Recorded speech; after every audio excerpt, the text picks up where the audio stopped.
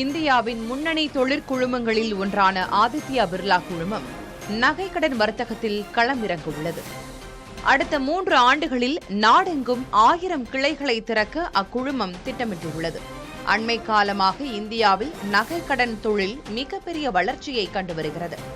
2025ஆம் ஆண்டு ஜூனில் ஒட்டுமொத்த நகை கடன்களின் மதிப்பு 1,44,000 கோடி ரூபாயாக மட்டுமே இருந்த நிலையில் 2026 ஜூனில் அது 3,42,000 கோடி ரூபாயாக அதிகரித்துள்ளது.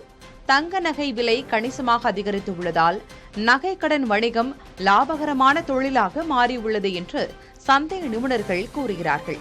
டாடா, கோத்ரெஜ், L&T உள்ளிட்ட பெரு நிறுவனங்களும் கடந்த சில மாதங்களில் நகைக்கடன் தொழிலில் இறங்கியுள்ளன. இவை ஏற்கனவே உள்ள நகைக்கடன் நிறுவனங்களை வாங்கியுள்ளன. பிணையற்ற கடன்கள் பிரிவில் ரிசர்வ் வங்கி கடும் கட்டுப்பாடுகளை ஏற்படுத்தியதால் முன்னணி நிதி சேவை நிறுவனங்கள் பாதுகாப்பான தங்க நகைக்கடன் பிரிவில் நுழைவது குறிப்பிடத்தக்கது.